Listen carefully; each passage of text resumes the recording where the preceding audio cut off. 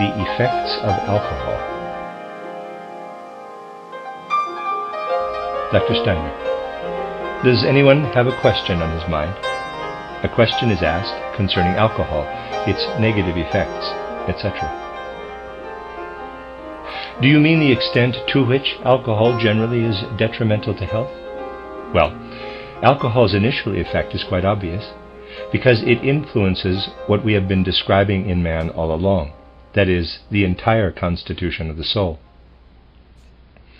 In the first place, through alcohol, a person suffers a form of spiritual confusion so strong that he becomes subject to passions that otherwise are weak in him and can easily be suppressed by his reason.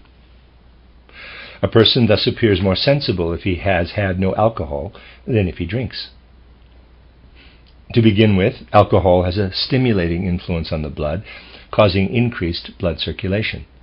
This in turn arouses a person's passions. For example, he may more readily become furious, whereas otherwise he can control his anger more easily.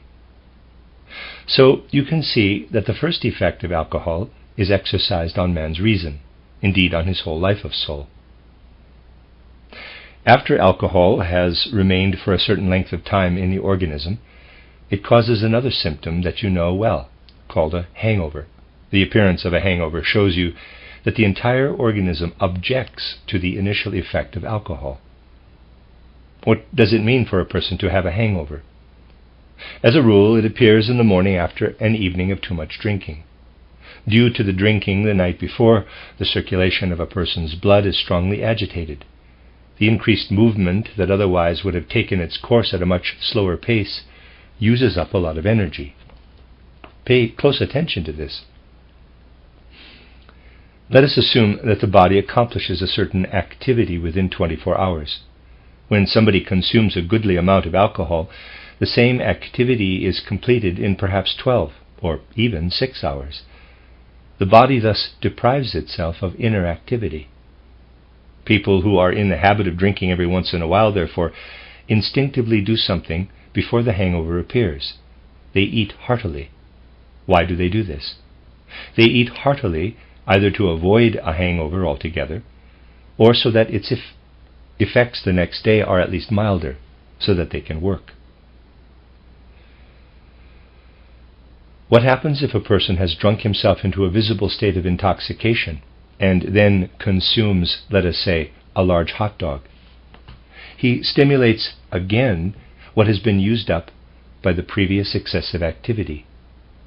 But if, because he is not an habitual drinker, he doesn't do this, habitual drinkers remember to eat, and he forgets to eat that hot dog, he then will suffer the hangover, basically because his body is no longer able to engage in increased inner activity.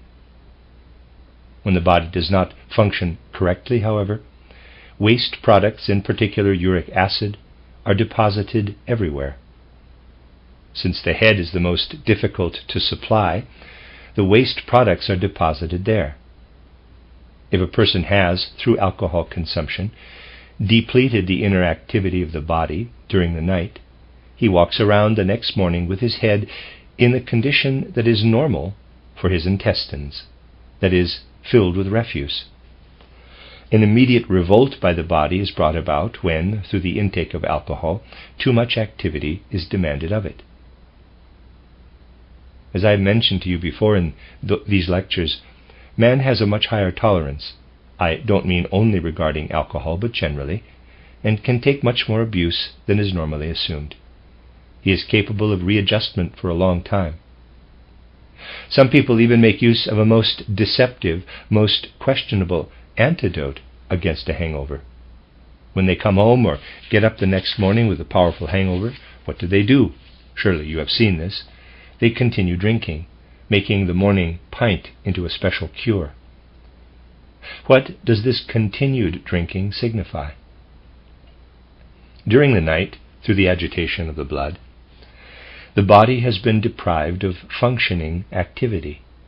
This activity is now missing in the morning. Through renewed drinking, the body is stimulated once again, so that the last remnants of activity are also consumed. Since with these last remnants the major part of the refuse is also disposed of, the hangover disappears to a degree from the head, but remains that much more in the rest of the body. People are, however, less aware of that. Additional drinking in the morning thus unconsciously transfers the hangover to the rest of the organism. Only now, when this occurs, does the real misery for the body begin.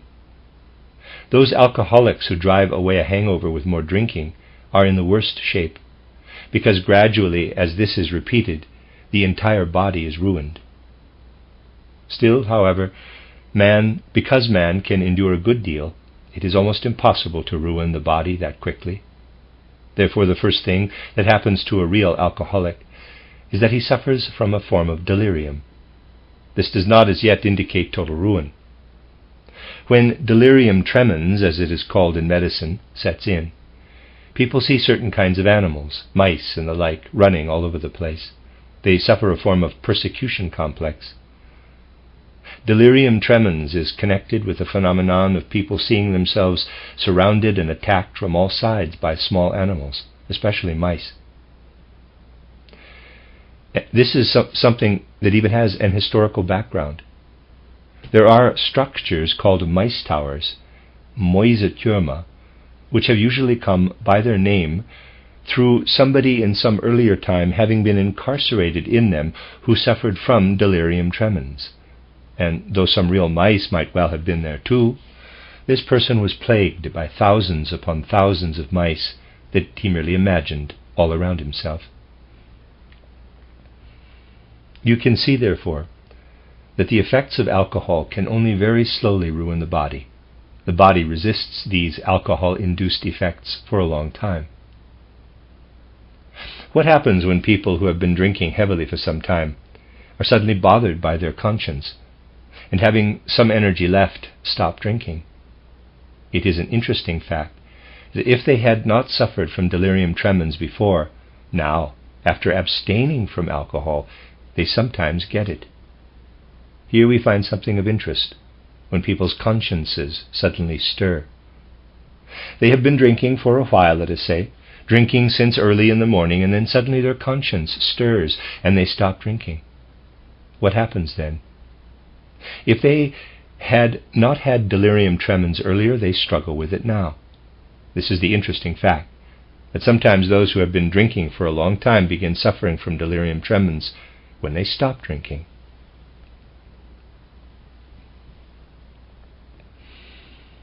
This is one of the most important signs that man must be viewed in such a way that the head is seen to work differently from the rest of the body. In the last lectures I mentioned many aspects of this to you.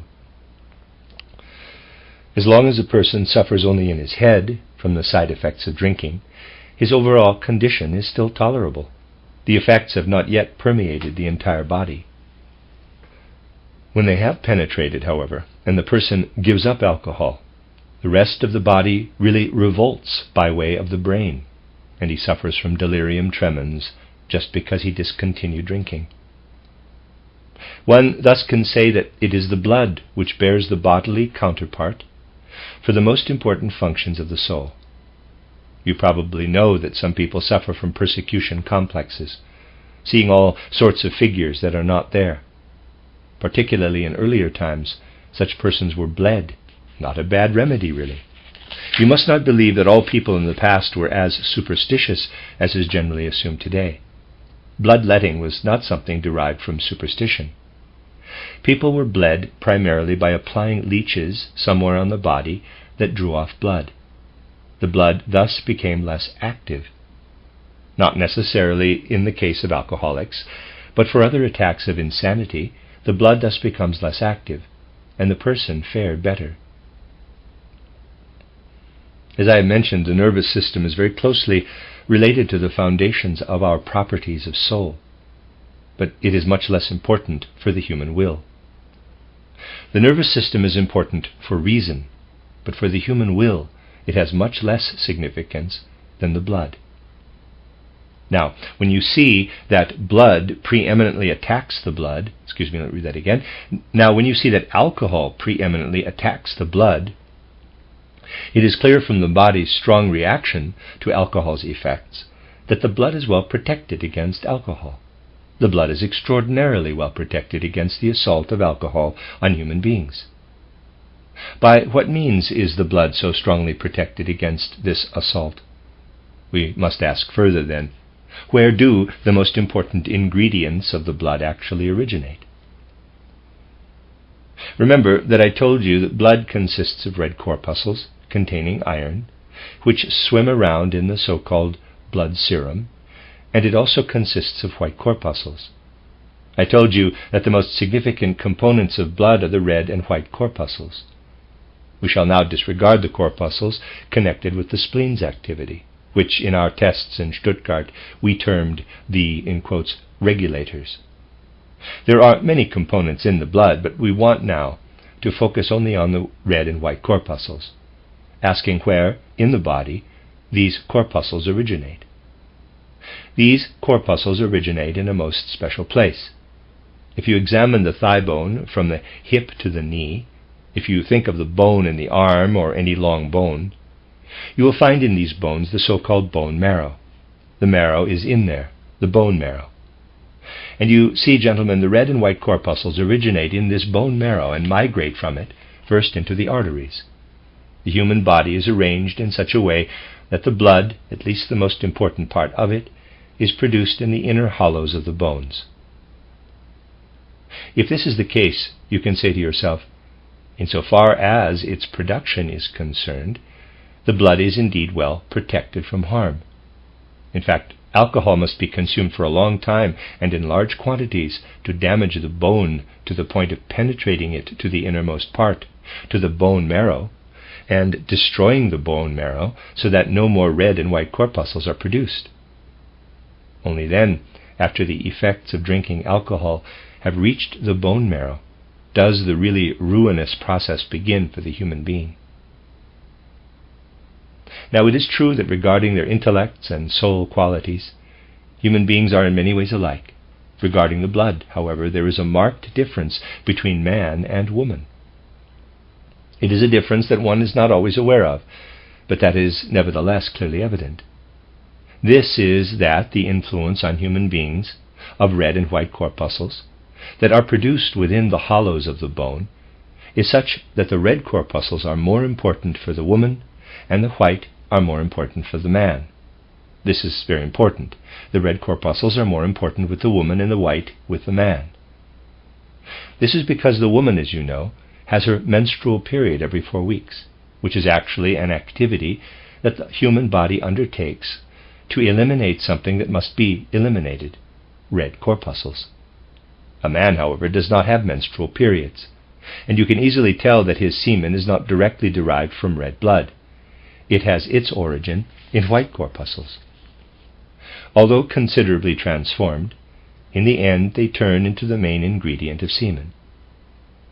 Thus, regarding what affects human reproduction, we must go to the protected bone marrow to investigate the means by which the human reproductive capacity can be influenced physically. Indeed, the human reproductive capacity can be physically affected precisely through the bone marrow within the bone. After having been produced in the bone marrow, the red and white corpuscles naturally enter the bloodstream.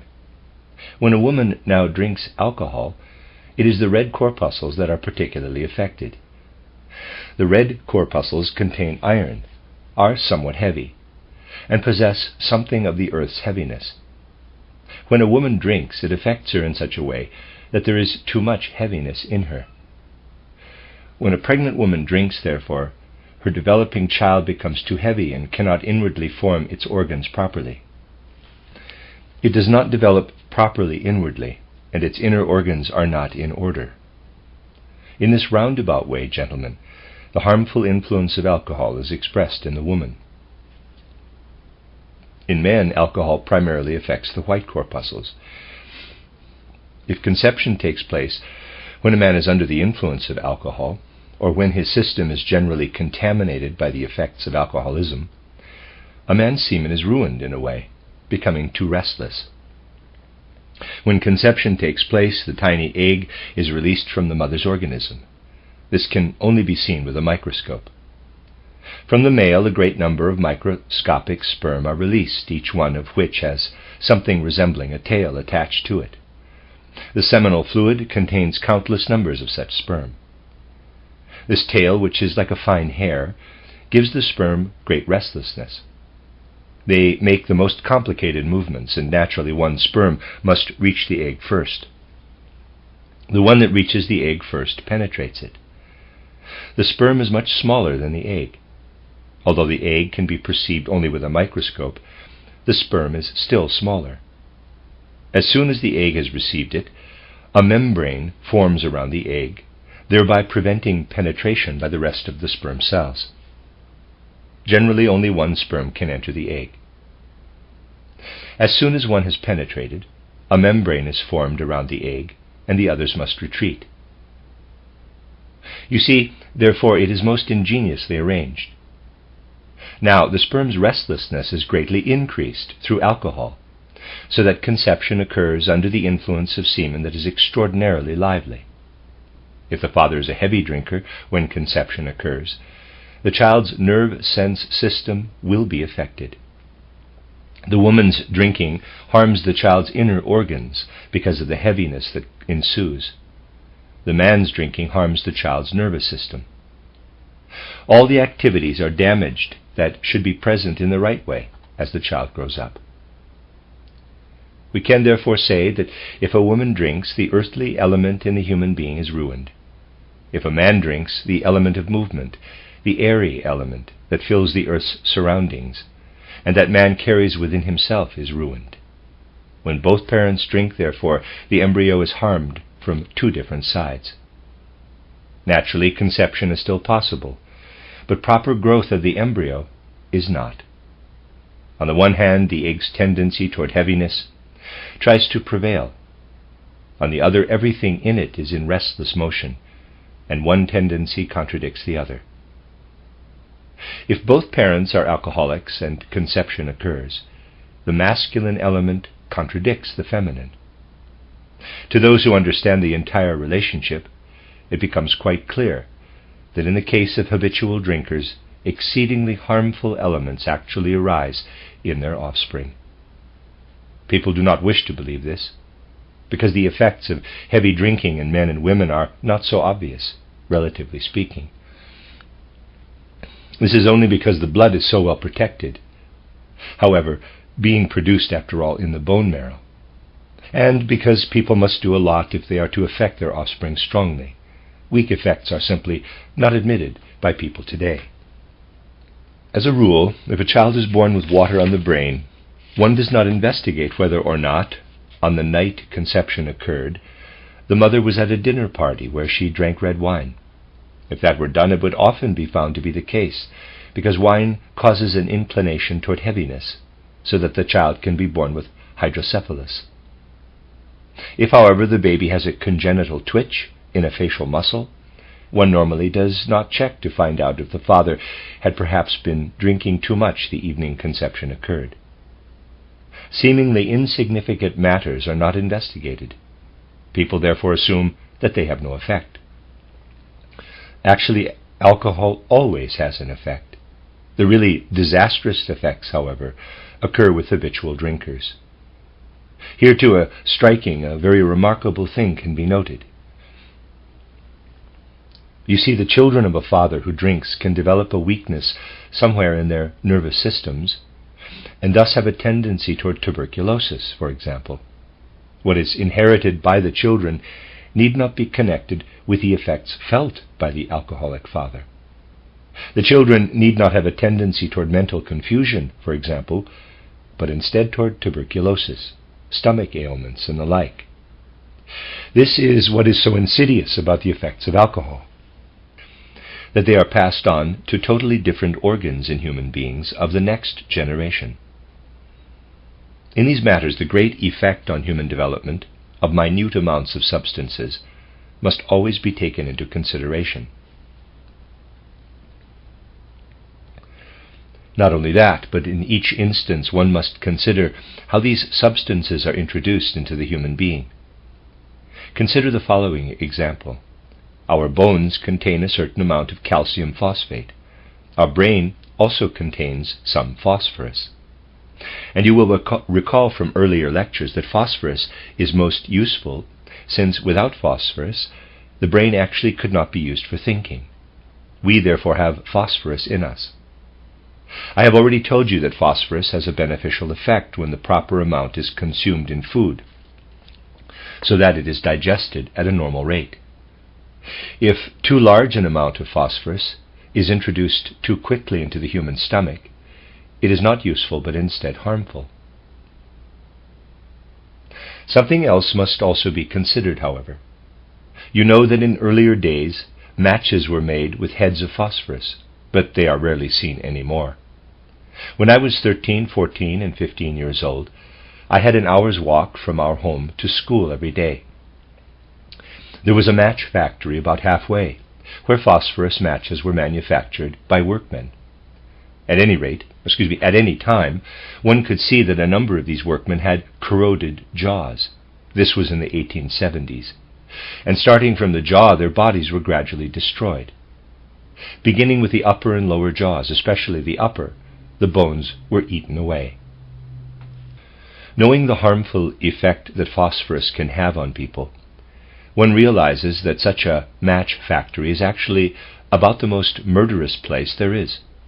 In matters connected with the progress of human civilization, it is always necessary to look at the numerous harmful effects that man can suffer in this way. I always saw a number of these workmen going into this match factory with bandaged jaws. That is where it started, and then it spread. Of course, phosphorus was obviously already contained in the upper jawbone, but what kind of phosphorus was it? You see, the phosphorus that first enters the stomach along with food, and then travels internally through the body into the jaws, is not harmful, provided the amount is not too large. Matches, however, are manufactured first by cutting long wooden strips into tiny sticks. These are then fitted into frames so that one end sticks out. They are dipped first into a sulfur solution and then into a phosphorus solution. The workman who dipped the matches simply held the frame in his hand and always got splattered.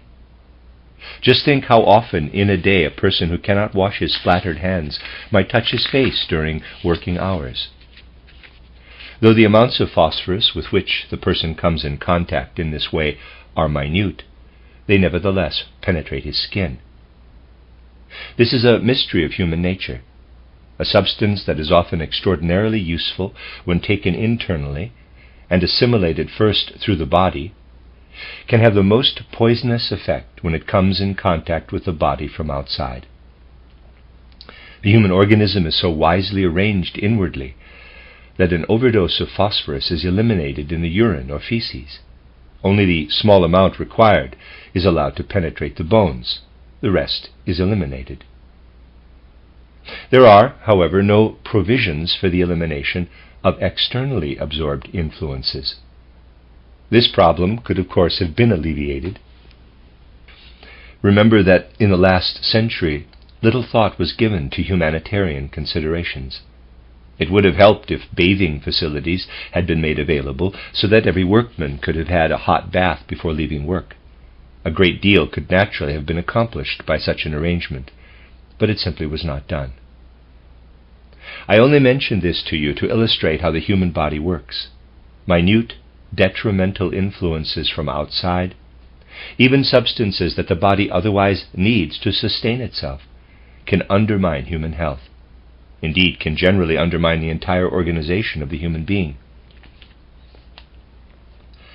Man can withstand a good deal, but beyond a certain point, the organism fails.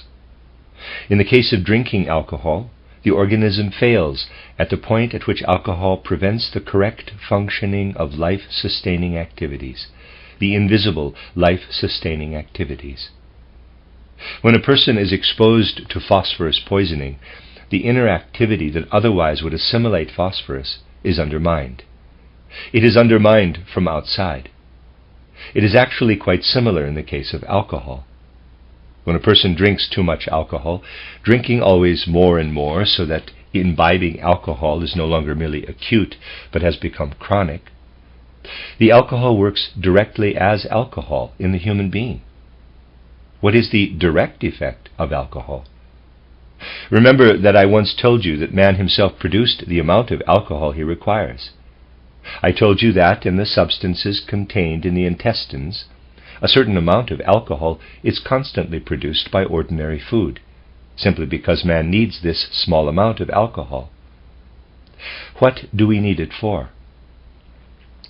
Remember that in an anatomy lab, specimens are preserved in alcohol, because otherwise they would decompose. The alcohol prevents what was a living body from decaying. The alcohol produced in the human being works in the same way in the human organism. That is, it prevents decay of certain substances needed by man.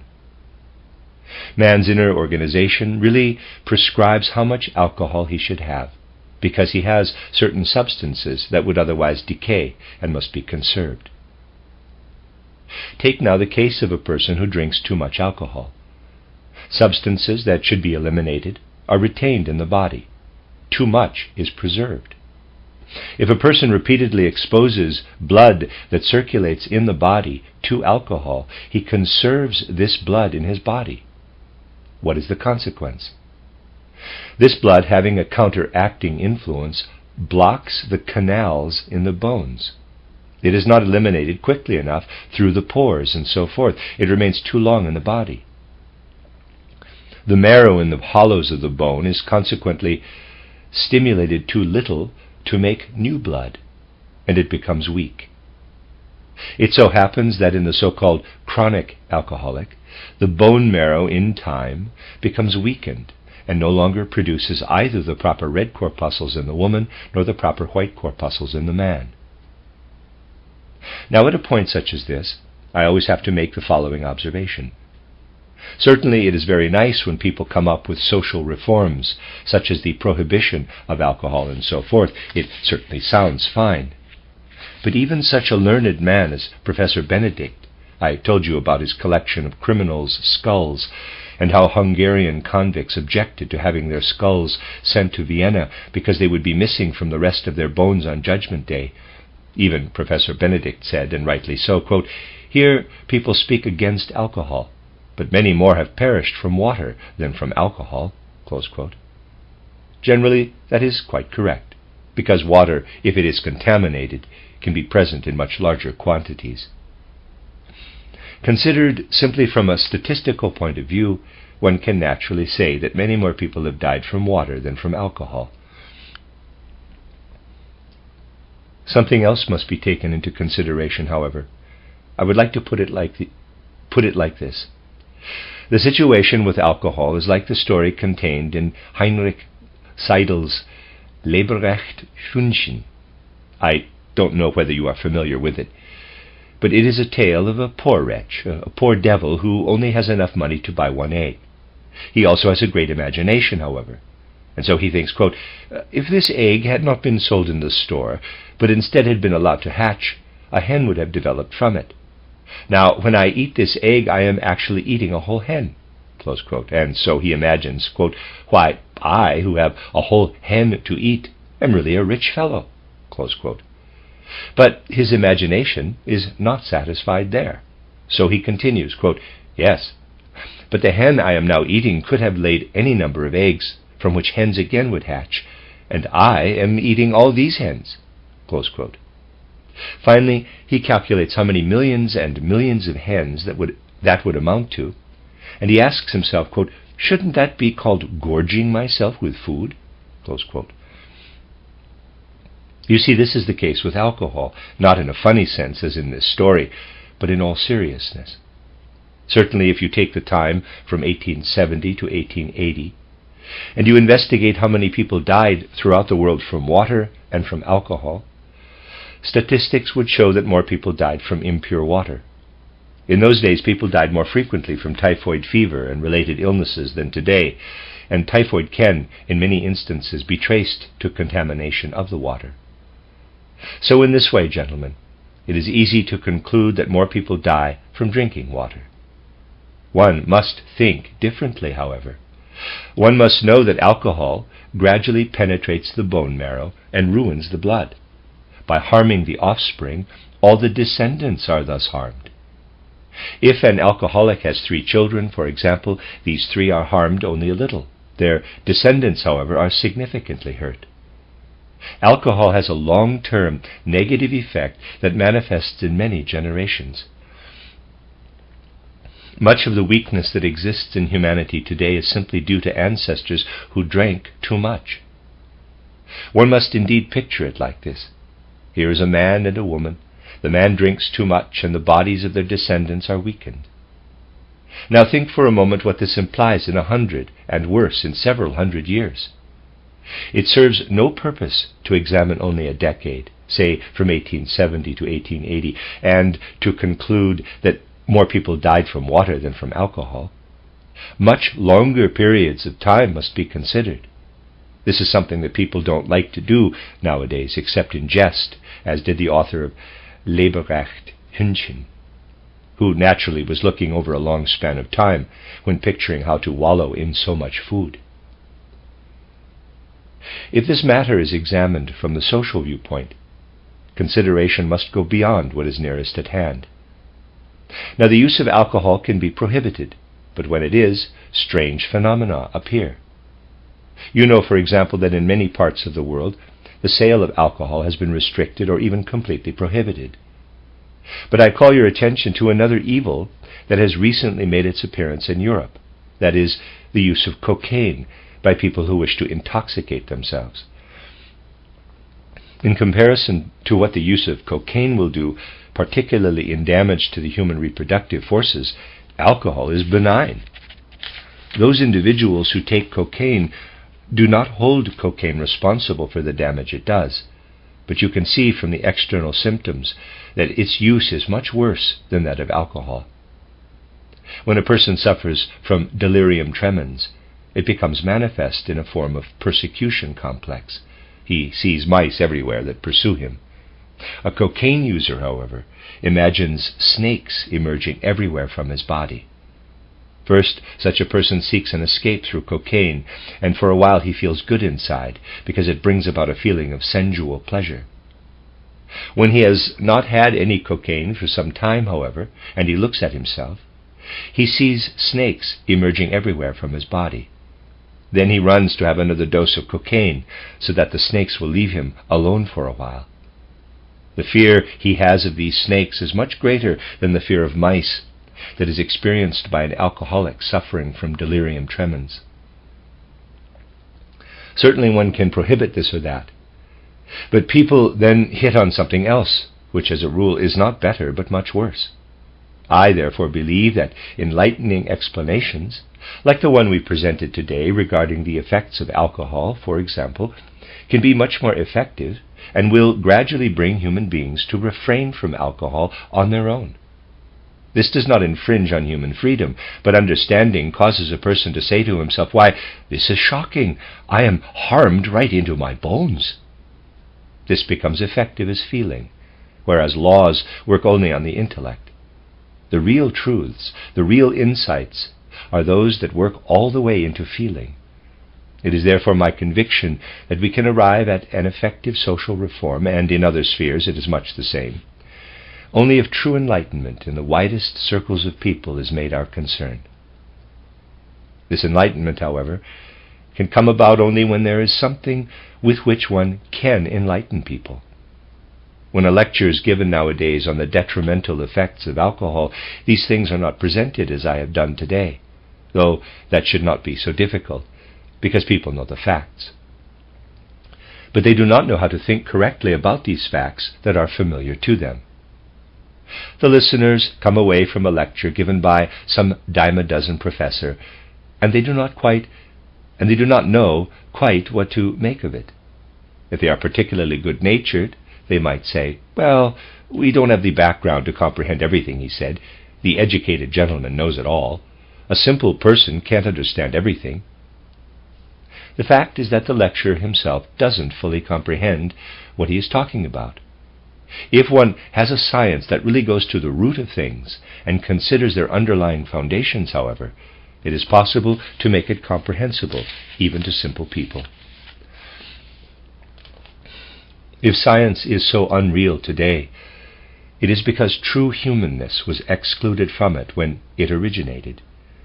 Teachers at the universities can rise from lecturer to assistant professor, in Germany from extraordinary professor to full professor.